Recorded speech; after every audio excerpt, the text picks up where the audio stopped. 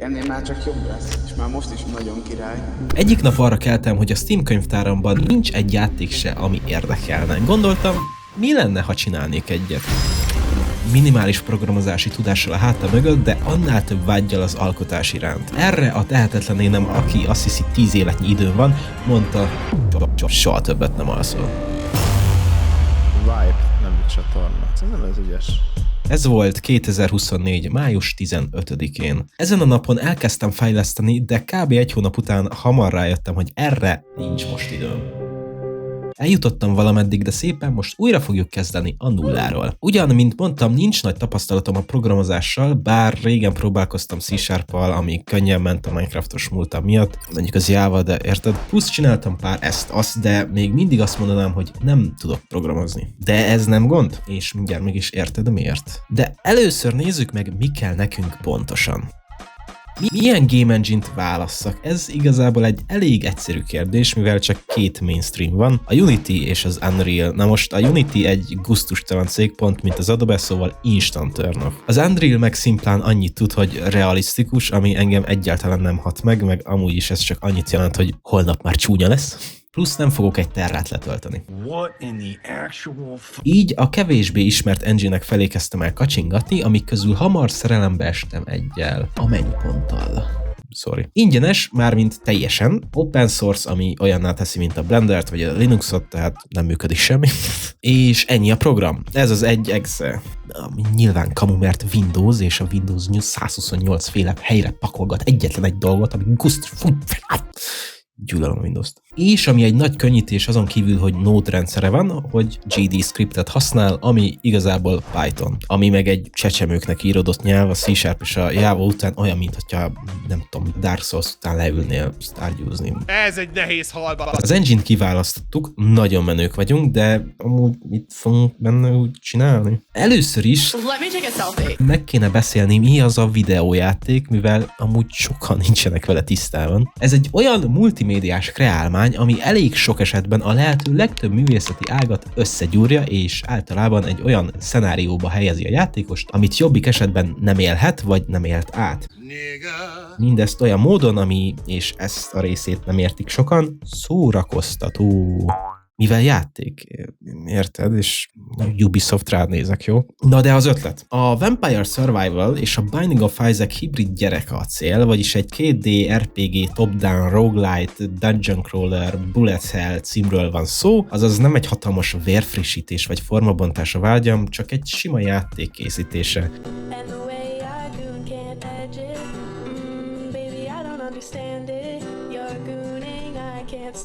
Elvégre ez az első, ahol folyamatosan ölöd a különböző szörnyeket, amíg próbálsz fejlődni, egyre erősebb lenni, különböző itemek felszedésével, mivel csak le kéne győzni a hatalmas bossokat is, mindezt egy cuki szörnyekkel és valami könnyed sztorival. Plusz figyelembe véve, hogy például a Binding of Isaac-nél az emberek panaszolják, hogy ha nem kapsz jó itemeket, akkor bemutatod a kört. Egy olyan játékot szeretnék, aminek nem core győzelmi feltétele a szerencse, ami kicsit szembe megy amúgy a roguelite-tal, de mindegy. Nem baj, ha nem értettél ebből semmit, legalább meglepetés lesz számodra a végeredmény. Megvan az engine-ünk és az alap ötletünk is, mi kellhet még? Nos, csak minden.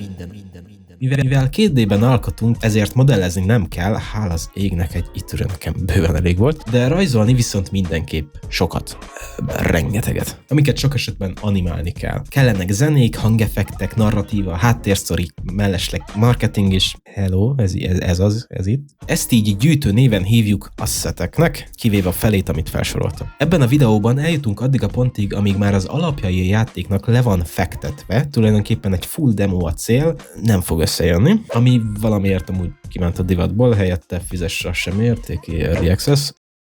Tök jó ez a videójátékipar, nem mindegy. Így, hogy letisztáztuk az alapinfókat és még többet, én azt mondom, hogy ugorjunk bele ebbe az apró kis projektbe.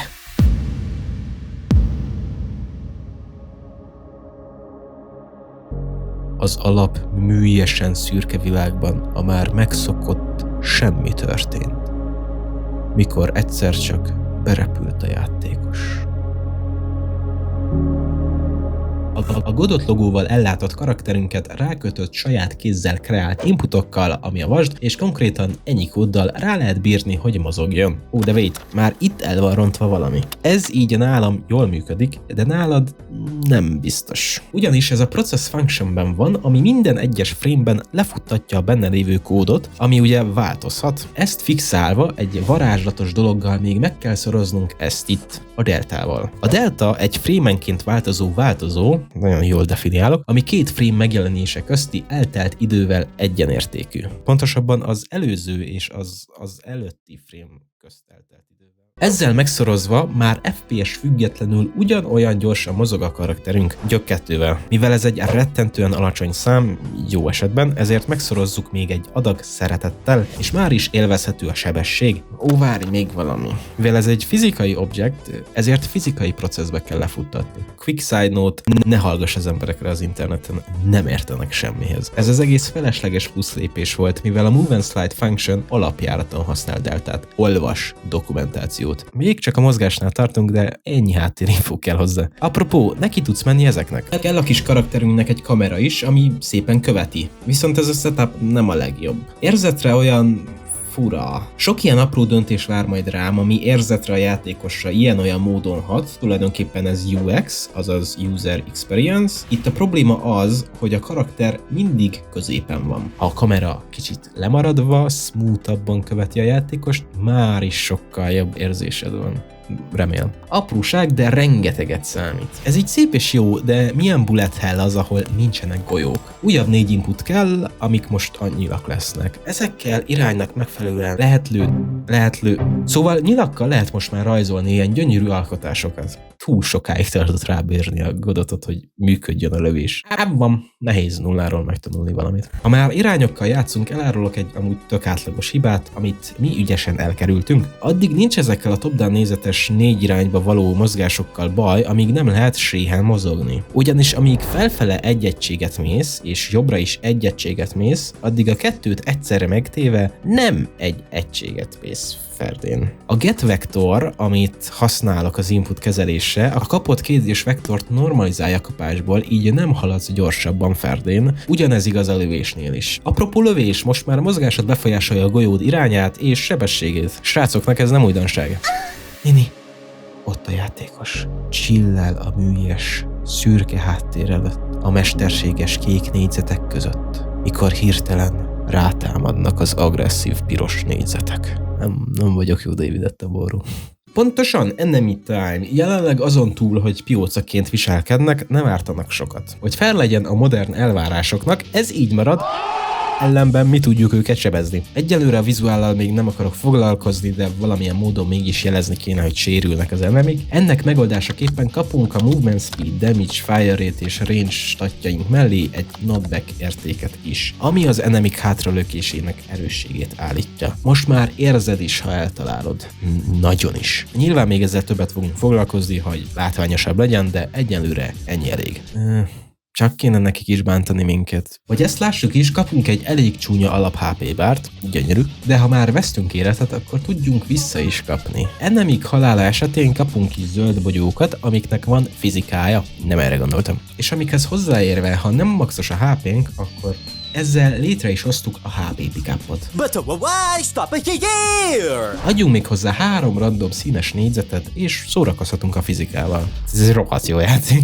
Viszont van egy újabb probléma. Ha érintkezve marad a játékos az enemivel, nem sebződik. Ezt meg lehet oldani azzal, hogyha érintkeznek, folyamatosan sebezzen, amíg ki nem lép a Godot karakter a piroska aurájából, de ez instant halállal jár. Ennek megoldásaképpen használjunk egy nagyon egyszerű koncepciót, ami nem más, mint az iframe, ami nem valami túlárazott Apple-ös marhaság.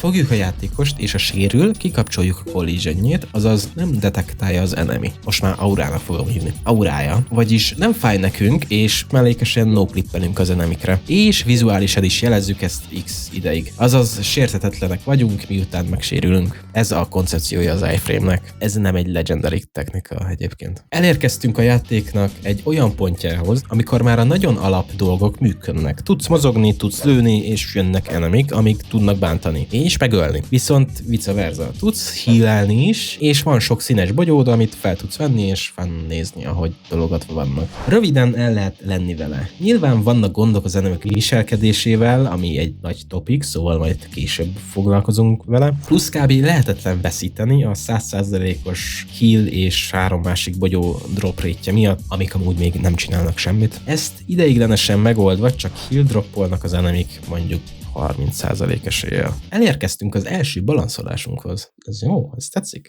Öröm nézni a kis kreálmányomat.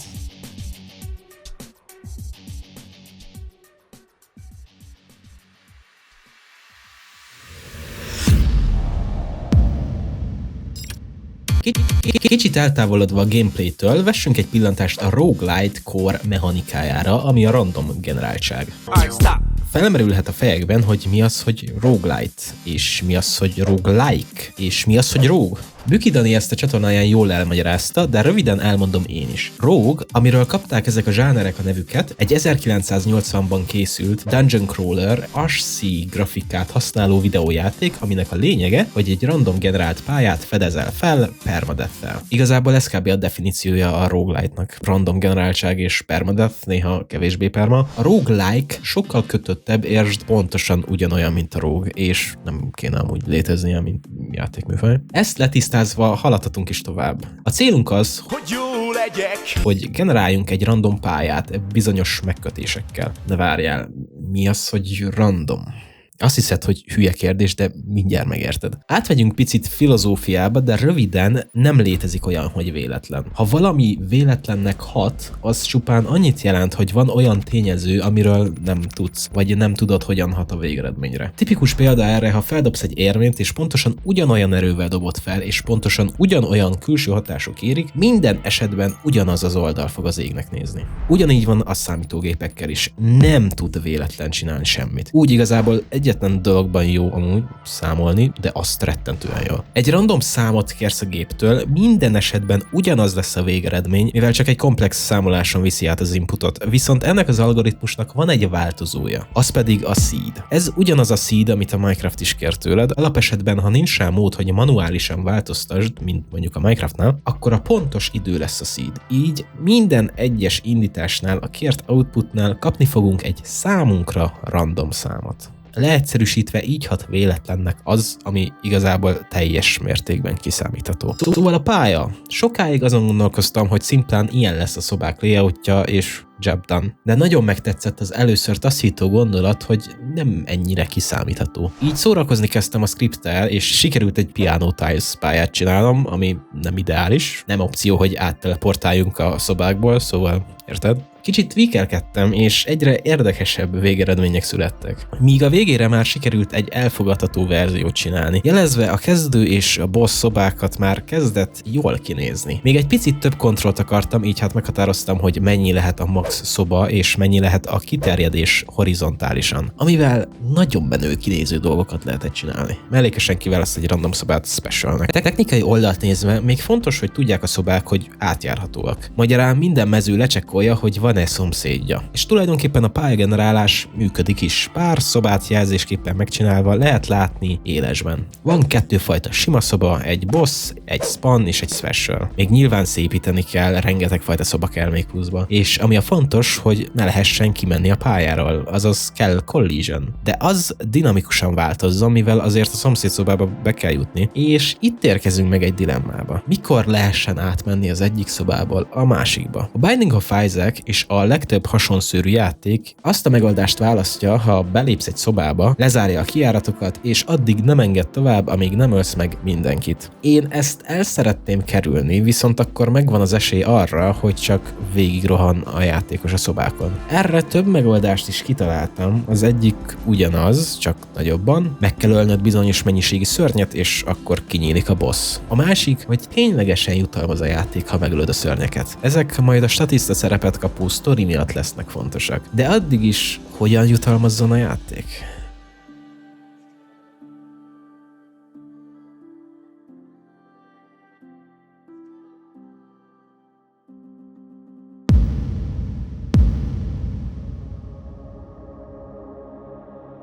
A szürke, élettelen mezőn Éldegélt piroska. Egyszer csak a játékos megölte, és bogyók pattyantak ki a testéből.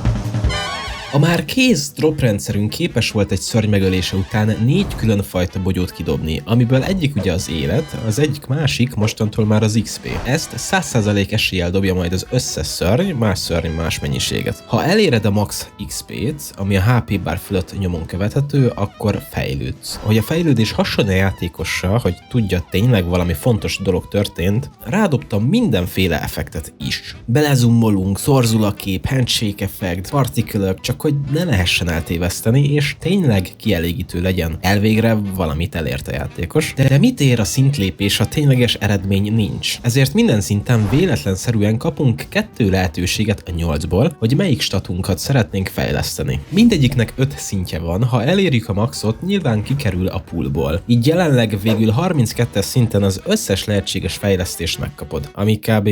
Örökkévalóság megszerezni, mert jelenleg exponenciálisan változik az XP követelmény a szintekhez. Mindegyik upgrade szintenként más-más mennyiséget ad hozzá a jelenlegi statunkhoz. Például a damage táblázat így néz ki. Nyilván ezek kb. Hascsapott számok, balanszolni kell majd ezeket mindenképp. Ezzel elértük a célt, hogy a játékost jutalmazzuk is azzal, ha öl. De ha már statfejlesztés, akkor kellenének más fajták is, mondjuk olyan, amit egy item tud adni.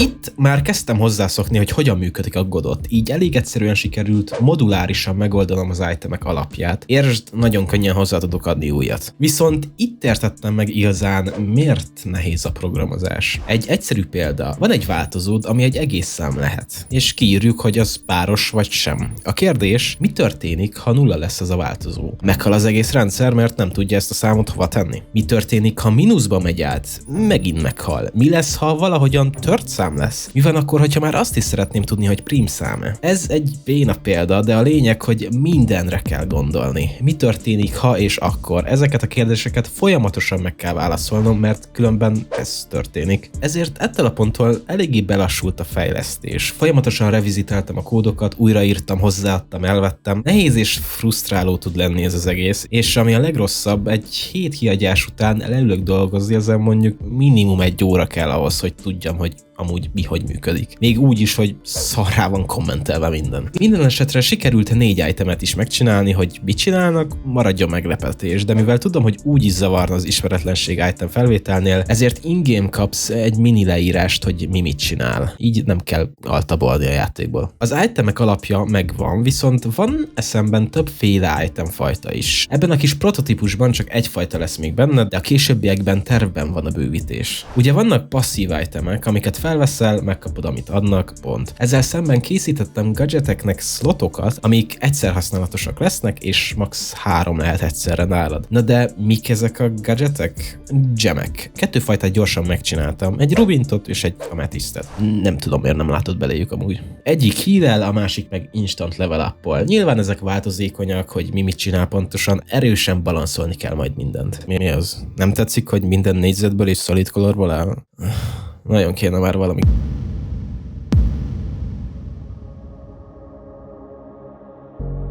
Egyszer csak a zöld pixel halmazmező átváltozott egy csodás, másik zöld pixel halmazmezővé, ahol éldegéltek békében a piros. Ajjaj, milyen aranyos már ez a kicsi slime. Még Instámon 2024 májusában, igen, rohadt régóta készül ez az egész, megszavaztattam a játék art style-ját. Első körben kiesett a pixel art, ami fájt, mivel sokkal otthonosabban mozgok benne, és mellékesen semennyi tárhelyet nem foglal. Így a vektoros megoldás, és amellé ez maradt, aminek a lényege, hogy tökéletlen. Megtört vonalak és össze-vissza foltok jellemzik, rendezett káosz, ami eszméletlen jól tud kinézni. Még a slime-mal kezdtem kikísérletezni az eszenciáját ennek, majd egy fát követve meg is nyerte a következő szavazást. Szóval a stílus megvan. Hát ez nehéz lesz. Azt gondolom, hogy jól döntöttek Instán. Ez bizony jól néz ki. Különösen örülök a talajnak, ami így közelről nem tűnik repetitívnek, pedig 5x5-ös minden szoba. Minden fának és kőnek van több különböző textúrája, ami random változik. Viszont nem csak a rajzból áll a kinézet, bizony kell egy jó font is. Törekedtem minél fantasysebbet keresni, úgyhogy szem előtt kellett tartani az olvashatóságot is. Elég hamar a Medieval-nél kötöttem ki, mivel valamiért amúgy a fantasy és a középkor elég erősen egyben nőtt. Ezzel a betűtípussal, a csomó UI elementtel, még több vizuális elemmel és egy nagyon menő shader effekttel rettentően kielégítő lett a szintlépés. Mindegyik jutalomnak 5 szintje van, és ezt jelöli, hogy milyen erős ez a lila effekt. És persze el is tudod olvasni, hogy mit tud pontosan. Direkt ez a kártyás megoldás volt a cél, mivel a későbbiek során így lehet a dizájnt cifrázni. Ha már design, megmutatnám, milyen volt az első verziója a UI-nak. Úristen, very big. És rengeteget kitakart a játékból. Észben kellett tartani, hogy mi a lényeg igazából. Nem statokat akar a játékos nézegetni, nem menedzsment játék ez, hanem a terepet, hogy honnan jönnek, mire céloz. Szóval le kellett kicsinyíteni mindenképpen a UI-t. A tereptárgyaknak a textúrátlan verziója igazi 2D volt. Nem volt semmi, ami érzékeltetni a teret, itt viszont már 2 dolog is segít nekünk ebben. Az egyik elég egyszerű árnyék, legtöbb esetben belebékelt, nincs mit mondani róla. Másik egy fokkal bonyolultabb, Y-sorting, ami lényegében annyit akar, hogy az Y tengely mentén, ami előrébb van, az rárajzolódik a meglévőkre. Enélkül ez történne, vagy ez. 2D-nél úgy működünk, mint a Photoshop, vagy bármilyen rajzoló program, ami tud kezelni layereket. Követi a rendszer a hierarchiát, tehát követi a layerek sorrendjét. Ezt írja felül az Y sortírozás. Viszont van ezzel egy bökkenő. Ha ezt a pipát benyomjuk a főnódunknál, ennek a hatása csak a gyerekeire vonatkozik. Az unokáira már nem. És mivel külön jelenetként vannak a szobák elmentve, így egyként érzékeli az egész szobát. Meg kellett nekem is érteni, hogy pontosan mi történik. Így visszagondolva, nagyon egyszerű a megoldás. Tulajdonképpen egy kisgyereket játszunk karácsonykor. Kicsomagoljuk a szobából a benne lévő elemeket. Konkrétan ennyi a kód. Igen ám, de ezzel 2 új probléma mutatta meg magát. Az egyik, hogy az elindításnál az Y-sorting folyamata és amúgy a pályagenerálás is látszik. Erre találták ki réges-régen a loading screen-t. Igen, a loading screen tulajdonképpen csak annyit jelent, hogy ne lásd azt, hogy legenerálódnak a dolgok. A másik, el tudsz tűnni. Ráadásul nem csak te. Gyors és egyszerű megoldásnak bizonyultak megint a shaderök. Igen, elég hasznosak. Lényegében, ami történik, a céltextúrát megduplázzuk, minden fölé helyezzük, és rákerül egy shader, ami azt nézi, hogy azon a területen, amit lefed, ha eltér egy pixel az eredeti textúrától, akkor azt az egy pixelt felülírja azzal, hogy hozzáad egy kis feketét. Nem feltétlen a legjobb megoldás, mivel konkrétan a pixeleket vizsgálja, vagyis hogyha valami olyan tárgyat akar ki, aminek ugyanolyan a színe, mint nekünk, akkor nem csinál semmit. A slime-oknál ez tökéletesen látszik is. Minden esetre egyelőre a célnak megfelel. Ezt az effektet megkapták az enemik, a player, a lövedék és a gemek is. Amikkel van egy fontos dolog. Itt a jelenlegi kollekció. Pick-upok, gemek, itemek és egy chest, amiről eddig amúgy nem volt szó, kulccsal kinyitod, az droppol minden jóságot. A design közben fontos volt, hogy mind a 3 item fajtát meg kell tudnia különböztetni a playernek, még úgy is, hogy nem ismeri őket. Ezt szerintem sikerült elérni. Ránézésre egyértelműen meg lehet különböztetni, ha azt nem is, hogy melyik, de az biztosan, hogy melyek tartoznak ugyanabba a fajta felvehető tárgyak közé. Nehogy azt hitt, hogy nem számítanak ezek az apróságok. Az ilyenfajta részletek hiánya miatt fogod olcsónak érezni az egész élményt. Egyébként most már ki is van írva HP, droppolni is tudod a gadgeteket, és van controller support.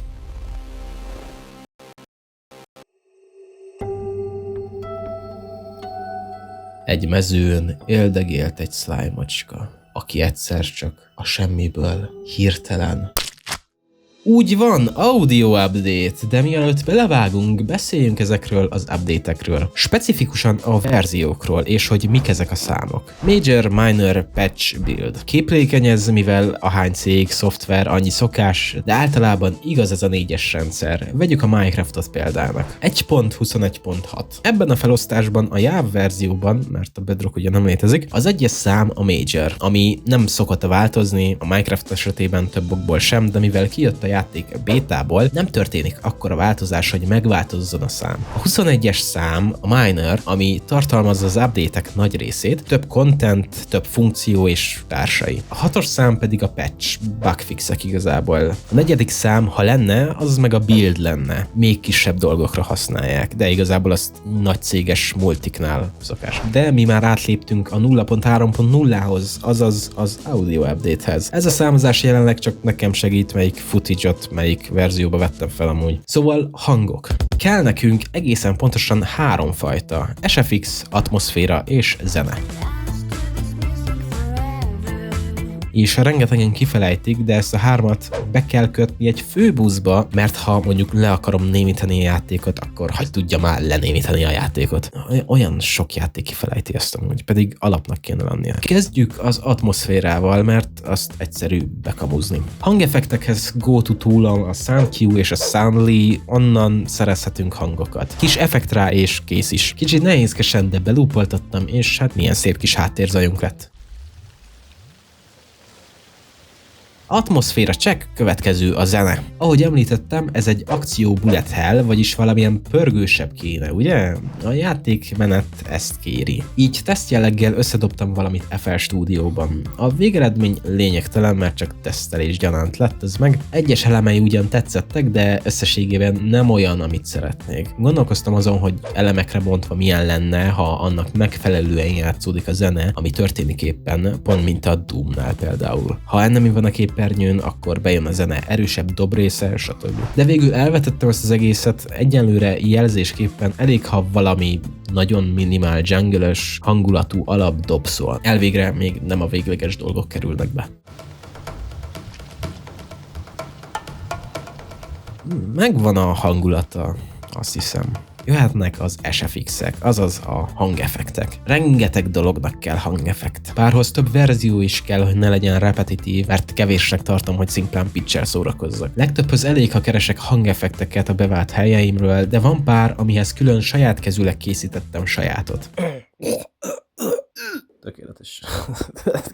Eltartott egy darabig, míg mindenhez meg lett minden, de azt hiszem a végeredmény saját magáért beszél.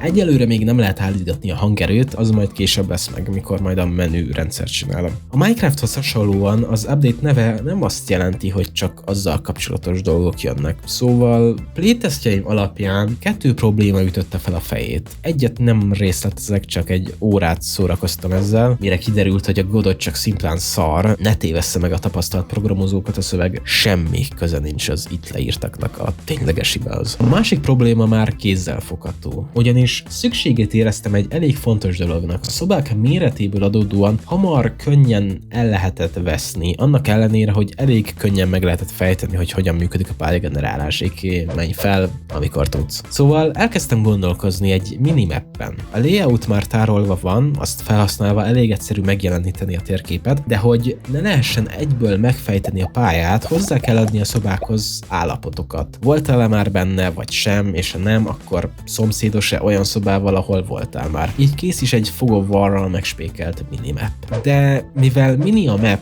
ezért egy nagyobb pályánál szintén probléma a tájékozódás. Amire megoldás a tab, amivel megnyitod a nagyobb minimapet, vagyis a big mapet. Nem a legjobb megoldás, de egynek most elmegy a célját, betölti. Viszont nem csak ez a cél ezzel, hanem hogy több dolgot is megtudja a szobákról. Például, hogy mi van benne? Szörny, item, pickup, jam, láda? Mindet le lehet róla olvasni. Ez egyszer nagyon hasznos, hogy ne hagyj hátra semmit, másrészt mivel majd a boss room akkor nyílik ki, amikor minden szörnyet megöltél, jó tudni, hogy hol hagytad el azt a fránya utolsót. Közben lassan itt a képzeletbeli kiadás időpontja. Azt hiszem itt az idő dolgozni a Day One patch-en. Szánalmas ez az egész játékipar.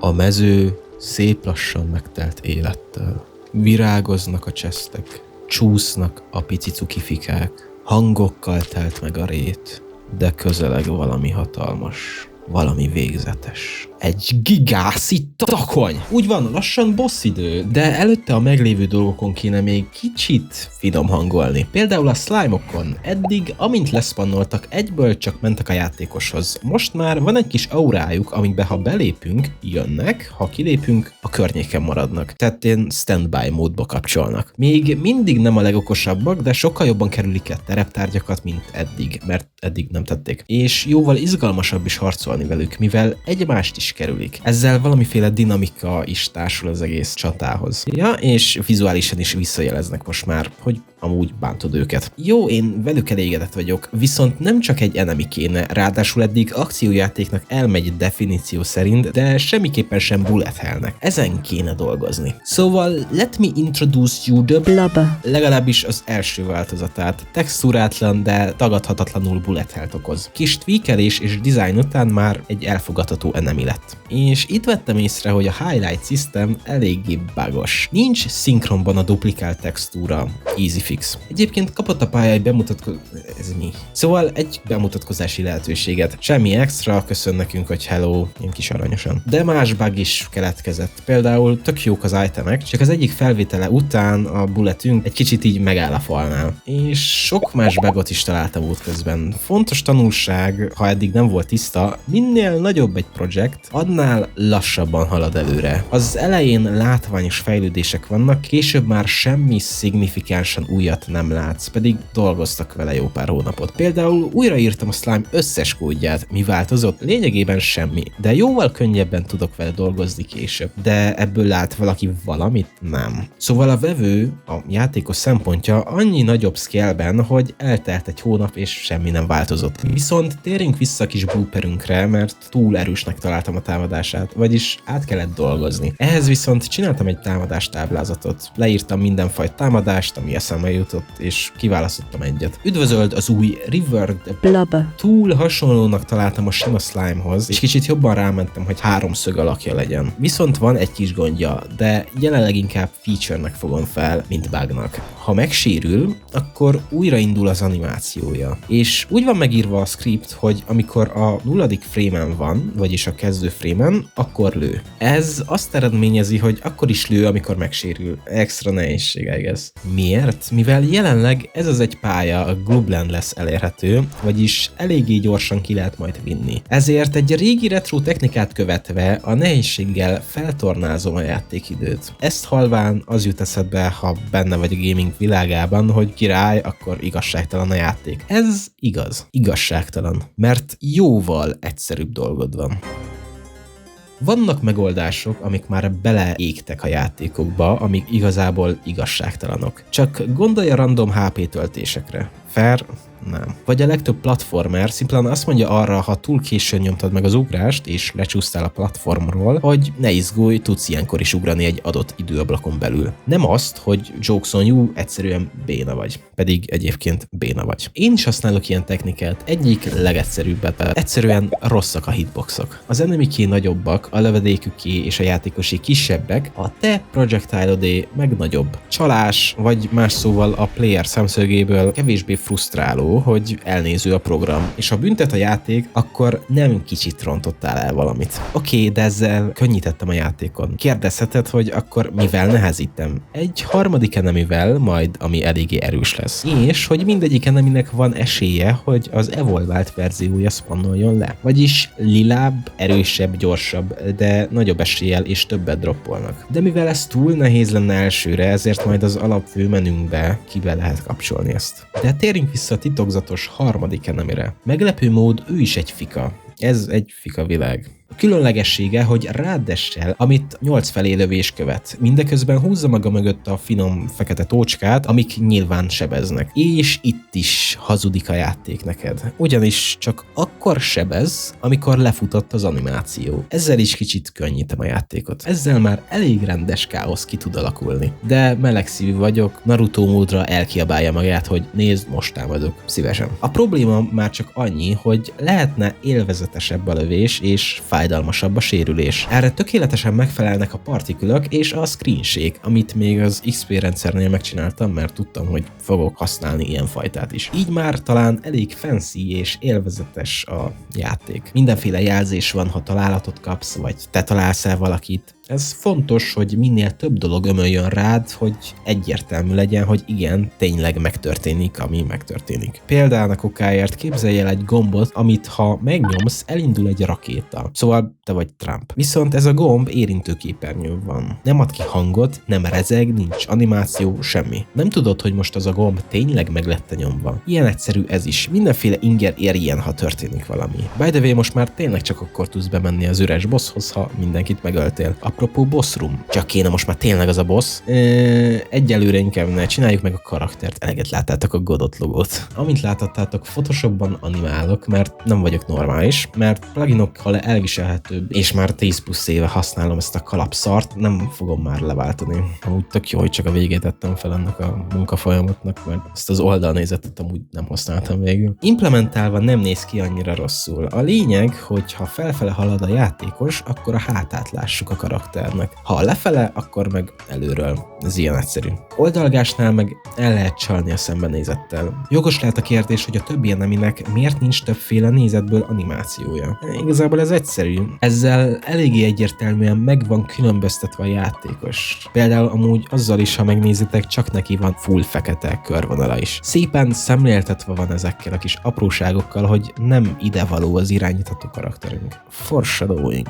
Most már tényleg boss time, mivel Glubland az első és jelenleg egyetlen világ, így hozzáillően a király lesz a boss. Nyilván komplexebb mechanikák kellenek neki, nem úgy, mint a többi eneminél. Többféle támadásra gondolok itt. Erre tökéletes megoldás a State Machine, vagy legalábbis valami hasonló. Van egy sima idle állapota a bossnak, aminek ha vége, eldönti a lehetséges támadások közül, hogy melyiket végezze el. Amiből összesen 4 van. Mozogjon a player felé, de hogy ne legyen egyszerű, a harmadik ugrás után körbeköpköd. Ordít egyet és szétcsuláz mindent a 4 égtáj felé, kicsit megbolondítva azzal, hogy nem teljesen egyenesen. Egy hatalmasat ugrik a playerre, majd megint csak körbeköpköd, vagy megint csak ordít egyet és leszpannol 1-től 3-ig sima slime-ot. Na most 1-2-vel vannak gondok. Először is a spannoltatásnak kell limit, szóval maradjon a maximum 5.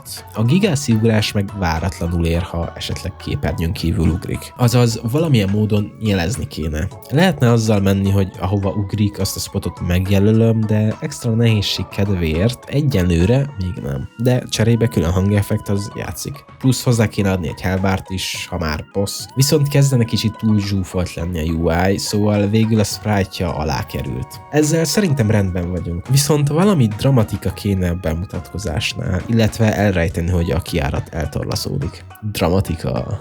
Egyébként így be lehet glitcheltetni különböző pickupokat, ha úgy lépsz be a szobába. Ha sikeresen legyőzted, kéne valami, ami véget vet a körnek. Ez a sima portál oldja meg. Átmész és vége. Győztél. Ügyes vagy. Oké, de mi van akkor, ha meghalsz? A death screen tulajdonképpen nem létezik még, egyből elsötétül a kép, amint 0 lesz a HP. Nekem őszintén tetszik, azért nem változtattam még meg. Van egy bája nekem, hogy nem kapsz semmilyen infót, csak full sötétség. Ez konkrétan sokat mond rólam, hogy miben hiszek amúgy. És végül egy nagyon-nagyon basic főmenüt kapott a játék. Igazából csak, mint említettem, az evolvált verzió kibekapcsolása miatt, és kis pluszként az elvetemülteknek a szobák számát is feljebb lehet vinni. Illetve, hogyha valaki nagyon béna, akkor tud egy másik karakterrel is játszani, akinek a statjai kicsit OP-bak. Ezek nélkül nem csináltam volna még meg egyébként. A lényeg még csak annyi, hogy lássam, működik-e ez az egész ötlet. Ez egy prototípus. De ezt meg nem én döntöm el, hanem mondjuk... Na, ez kurva izgi. Esküljön, mint hogyha ajándékot csomagolnák ki karácsonyra. Na hát akkor jó játékot. Még egy epic zene is megy, de király. Azért körbenézek alaposan. Gyönyörködök a textúrában, meg minden. Nagyon jót tesz neki, hogy ilyen tök mókásan néz ki. Ilyen fun. Így tűnnek a slime-ok. Még cukik amúgy. Úristen, az ilyen gonosz. Várj, kurva félek. Várj. Mi a fasz, hülye vagy? Na most már értem mindegy a játékot, most már kurva jó leszek. Azt nagyon stresszes amúgy, most komolyan mondom. Nagyon király, mert játszható állapotban van. Ugyan középkori vibe-ja van kicsit. Szerintem a betűtípus is picit ilyen valamilyen kódexes, vagy nem is tudom. Ilyen középkorban játszódó rajzfilm. Nagyon jó hangulata van az egésznek. Ez az ilyen kis, ilyen baromi egyszerű kis grafika is amúgy tökre bejövős. Kimész a körvonalba, ez ilyen tök stílusosra teszi. Én tetszik, hogy kimegy a slime a vizéből, körvonalából, meg így minden is igazából. Nagyon király effektet hagy maga után ez. És ez damage is. Nem mertem belemenni még. Az a baj, hogy ő csak így a lövés távolságon belül támad, és így a lövés távolság az meg túl rövid arra, hogy eltaláljon, mert ő egy sprintel. Őt azért nehéz nagyon megölni. Egyébként ezt játékot úgy is el lehet adni, hogy ez egy rage game. Nem, ez nem egy rage game, csak szimplán nehéz. Hát meg béne vagyok. Nincsenek még ilyen kicsik, amiket lehet farmolni. Kulcs! Ugye? Nem pénz. Ami tök jó, mert amúgy semmire nem jó még a pénz. Aha, jó, az nagyon menő effekt. Appreciate-elem jobban. Ugye a karaktertől elmegy minden, nem? Ez nagyon menő. Nem is tudom melyik legyen. Azt a... legyen ez. Most szerencsés leszek? Van itt a játékban lottózó? El tudok menni lottózni? Ja, most úgy, hogy már megvannak a dolgok, így az alapok, így most sokkal funabb, mint minden játékkal, hogy megvannak az alap dolgok, akkor már tudod élvezni is úgy. Aj, már meg! Görcs. Na, meghalt az első. Mi?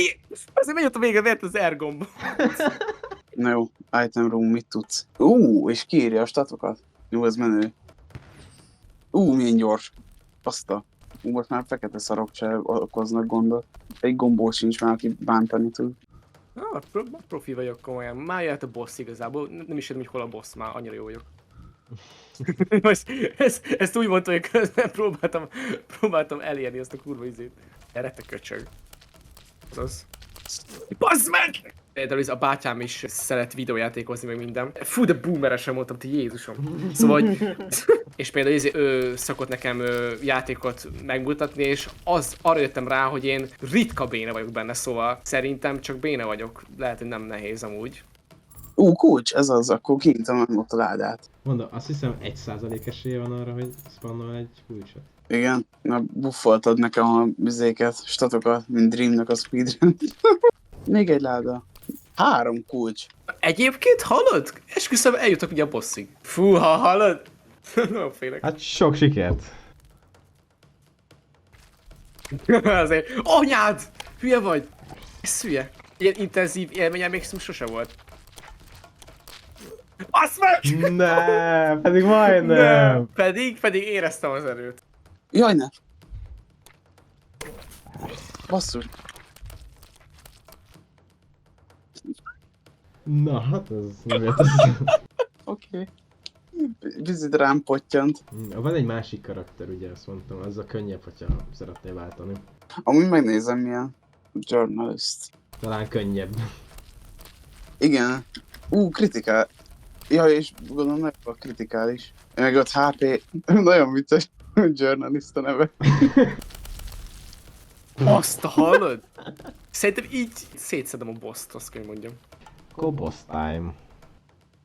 Már most? Hát... Mennyi damage-elek? Másfelet. Majd megsorozom egy ilyennel, és akkor nézhet. És van health bárja. Jó. Na. Ah, Na, alig van HP-ja. ja, meg lesz. Journalist módon persze, hogy... Ennyi. Hát nyomjunk be egy beállítást, ami nehézíti a játékot. Mi gondolsz? Jó. Ott az Evolved Enemies. Berobbantom a journalistot. Jézus! Ez komoly. Meg most már esküszöm, hogy élvezem a játékot. Komolyan. Bénább voltam, akkor csak hiszemvettem, de most már esküszöm fun. Ez ilyen kis aranyos, ez ilyen lány. Slime, nem? Ha ő is pink. Akkor ez feminista, tehát azt mondod, hogy a nők erősebbek? Látod, hogy milyen rohadt nagy az a HP orb? Az sokat ad. Tényleg ez rohadt nagy. Az már egy focilabda. Konkrétan. Csúszkál, az is nagyon király. Poci DLC, még ilyen jöhet meg. Ja. Rohadt nehéz ez az enemy a francba. Aha, látod, és be is kerít. Fú. Nem, én szerintem olyan enemit még meg se öltem soha. Hát ezek a fekete vigyók eléggé úgy frusztráló, ahogy frusztrálónak kell lennie. Ezt így tudom szerintem leírni. Őszintén szóval nem változtat még semmit. Nagyon király minden. A boss amúgy ez full jó. Se nem túl nehéz, se nem túl könnyű. Így annyira egyszerű maga a játék, ezt nem rosszból mondom, de hogy igazából így tényleg nem tudok nagyon belekötni, mert amúgy baromi fun, tök jó el lehet vele lenni, ezek a képességek is faszák, szóval ja. Nagyon rosszat nem tudok róla mondani. Tök jó a slime-ok hangja, mert nem túl undorító, de azért megadja a hangulatot. Nem ilyen sikítás hang is így ennél. Nagyon menő az effekt. Ilyenkor így megállítódik a játék, ugye? Aha, igen. Majdnem ilyen hipnotikus a zene a level up-nál. Most sebződés hangot, azt te adod ki? Igen, az én vagyok. Felvenni biztos jó volt. Szerintem úgy nagyon jók az animációk így. Vagy nem tudom, így nem volt semmi ami így kizökkentett volna. Minden így egybe van szerintem. A 12 FPS-t így alapból nem veszem észre. Egyedül szerintem a nyálkás cuccosnak a pocsolyáinak az eltűnésénél láttam. Ja, egyedül szerintem ott vettem észre, hogy aha, ez 12 FPS, amúgy fel se tűnik. Illik hozzá. De én nem tudom, csak akkor tűnt fel, amikor így nagyon rálokkoltam, hogy nézzem. Meg én szeretem a 12 FPS-t. Ennyike. Yes! Úristen! Köszönöm szépen anyukámnak. Ez kellett egy fárasztó nap után. Jó volt, komolyan. Nem éreztem egy órának ezt az időt, de abszolút nem éreztem annyinak, úgyhogy szerintem az jó jel. Ennél már csak jobb lesz, úgyhogy és már most is nagyon király, nagyon izgatott vagyok. Valahogy lehetett hallani, a pár tesztemberemnek meglehetősen tetszett a jelenlegi állapot a játéknak. Egyetlen egy komolyabb probléma volt, és csak egy embernél, ami egy egyszerű játék újraindítással megoldódott. De a lényeg, most te is kipróbálhatod természetesen teljesen ingyen, ugyanis kapott az egész egy itch.io-s oldalt, viszont Windowson és böngészőben fut. Az oldalon egyébként talált sok adatot az itemekről, ellenségekről, statokról, minden, ami szemszájnak ingere. Én nagyon szívesen folytatnám ezt a játékot, túl sok dolog van felírva, mit, hogyan, merre kéne még csinálni. Ebben a verzióban még, ahogy láthattátok, nincs haszna a pénznek, vagyis kéne egy bolt, akarok beállítalokat, aktív itemeket, nyilván több pályát, szobákat, gemet, itemek, ruhákat, de minden észrevételt, bugot, ajánlást várok Discordon, igen, publikus Discord, csak ott vannak megosztva a cheat kódok. Gyere te is, minél több kedves, érdekes, kreatív embert várunk oda, mind a... nem tudom, 6-an?